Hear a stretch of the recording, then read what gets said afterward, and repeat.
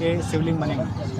वंदे देवो मापतिम सुरगुरुम वंदे जगत्कारणम वंदे पंडकभूषणम मृगधरम वंदे पशूनां पतिम वंदे सूर्यसांग बंधिनैनम वंदे मुकुंद प्रियम वंदे भक्तजासुम वंदे शिवम शंकरम देवाधिदेव आदिदेव महादेव भगवान प्रियंकर कालेश्वर दिगंबर भूतेश्वर भगवान महाकाल कृपा से माँ गंगा की गोद में त्रिवेणी के पक्षस्थल पर भरद्वाज महाराज की तपस्थली पर भगवान ब्रह्मा की यज्ञ भूमि पर हनुमान जी महाराज की अनुग्रह भूमि और अक्षय भक्ति छाया में 2026 के माघ मेला के पावन पर्व 5,51 लाख रुद्राक्षों से बनने वाली भगवान शिव की दिव्य ज्योतिर्लिंग का निर्माण होने जा रहा है। अब आप कहेंगे ज्योतिर्लिंग तो प्रकट होती है, ज्योतिर्लिंग किसे बनाएंगे?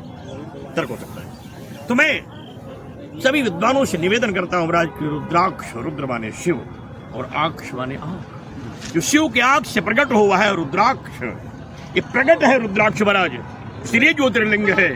मिट्टी की, पारस की, सोने की, चांदी की शिवलिंग बना सकती है, ज्योतिर्लिंग नहीं।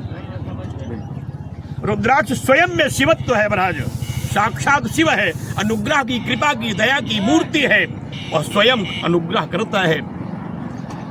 साधकों को सिद्धि, विद्यार्थियों को विद्या, धनार्थी को धन, राजार्थी को राज और मोक्षार्थी को मोक्ष देता है। व्याधि से लेकर के विपत्ति का विनाश करता है, धन से ऐश्वर्य का मार्ग प्रशस्त करता है। एक मुख से लेकर 27 मुख तक के रुद्राक्षों की जो मणि है वह जीवन के अनेक जन्मों के भाग्य से ही संभव हो सकती है। रुद्राक्ष को प्राप्त करने वाले साधकों को 7 नियमों का पालन करना चाहिए। खरीदा हुआ रुद्राक्ष धारण करके कभी सिद्धि प्राप्त नहीं, स्वयं का लिया हुआ रुद्राक्ष कभी भी सिद्धिकर नहीं होता, बिना मंत्र के द्वारा सिद्ध किया हुआ रुद्राक्ष भी सिद्धिकर नहीं होता। प्रण प्रतिष्ठित रुद्राक्ष को पहनने के नियमों के भी अनुपालन करने की आवश्यकता होती है। दुर्वृत्ति करने वाला, भक्षाभक्ष खाने वाला, मिथ्यावाद करने वाला, शारीरिक अपवित्रता को करने वाला अथवा असत्य के मार्ग पर चलने वाला व्यक्ति रुद्राक्ष कवच से भी सुरक्षित नहीं। शिव अपनी तेज को क्षीण कर लेते हैं, इसलिए गृहस्थों को 5 से 6 मुख के रुद्राक्ष पहनने चाहिए। पुत्र के लिए, ऐश्वर्य के लिए। विद्यार्थियों को मैंने पहले बताया था 9 मुख के रुद्राक्ष यदि मिल जाए 7 मुख के बराबर से धारण करें। राज प्राप्त करने वाले लोगों को 12 मुख और शक्तियों प्राप्त करने के लिए 14 मुख के रुद्राक्षों की आवश्यकता। लेकिन विग्रहों के अनुसार रुद्राक्षों की मणियों में ओम ह्रीं ह्रौं हंग श्रीं श्रौं हंग का जो प्रयोग शास्त्रों में है, मम सरक्षय सरक्षय सिद्धिम सिद्धिम देहि दे क्रियाम सिद्धिम मम रक्षय रक्षय ह्रीं महाशक्तिम साधे साधे श्रीं फट का जो प्रयोग शास्त्रों में है, बिना उसकी जानकारी के कोई भी मंत्र जागृत नहीं होता। मंत्र केवल पढ़ने से नहीं हो सकता। किताब, स्वयं खरीदी हुई पुस्तक, स्वयं पढ़ा हुआ मंत्र, स्वयं ली हुई मूर्ति, स्वयं खरीदा हुआ माला कभी सिद्ध कर नहीं होता। इसलिए साधकों को चाहिए उन नियम के अनुसार ही मणि, मूर्ति, मंत्र और ग्रंथों को ग्रहण करें और विधि के अनुसार मंत्रों के जप आदि करें।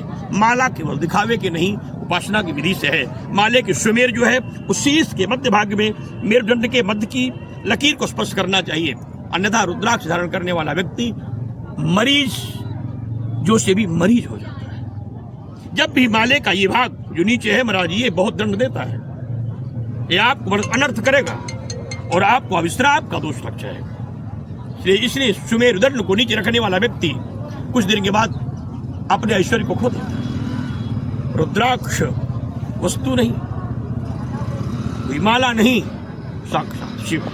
उनकी कृपा से 5,51 लाख रुद्राक्षों की मणियों से बनने वाले 11 फीट ऊंची भगवान शिव की दिव्य ज्योतिर्लिंग का निर्माण है। फिर 11 फीट क्यों?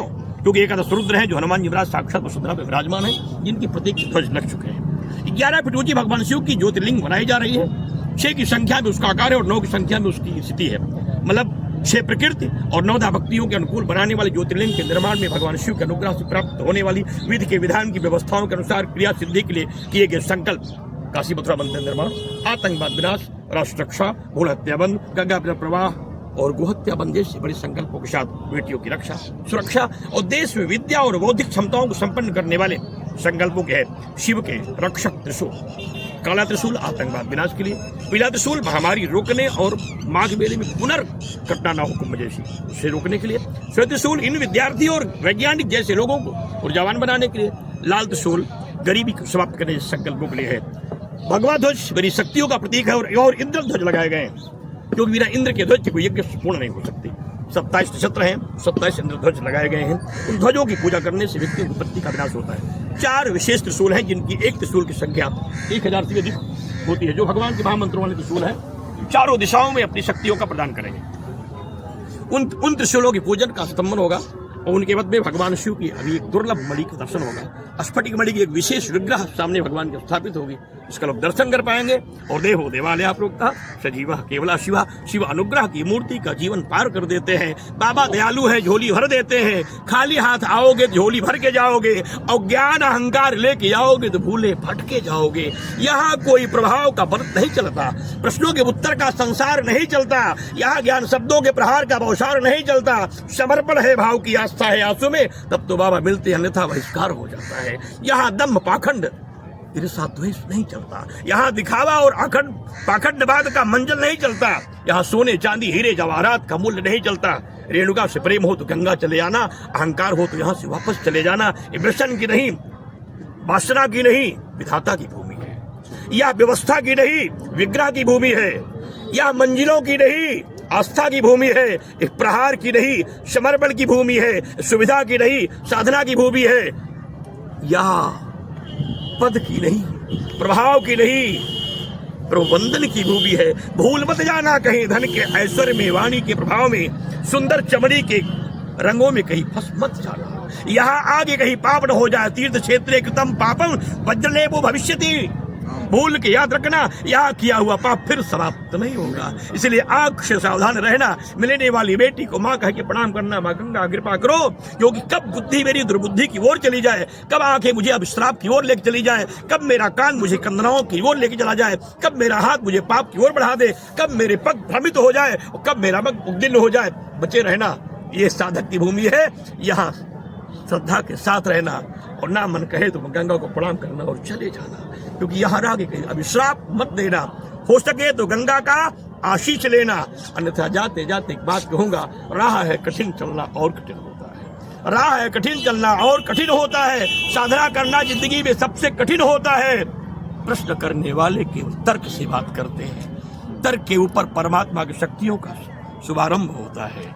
जहां तक लोगों की क्षमताएं दिखती हैं, वहां तक परमात्मा दिखाई नहीं पड़ता है। कोट में, पैंट में, टाई में, कोट में, सोने में, चांदी में, बंगले में, कार में, दुकान में, मकान में, पद में, प्रतिष्ठा में, कुर्सी में, नेता में, मंत्री में परमात्मा की झलक देखने वाले लोग पागल हैं। परमात्मा तुम्हारा वहां होता है जहां संसार का हर व्यक्ति देख नहीं पाता है। भगवान को देखना हो तो चले जाना और गंगा किनारे की बैठ जाना। देखना है 80 साल की माँ आती है, हाथ कांपते कांपते कहती है, गंगा भाई अब की बुलाई हो फिर बुला लेना।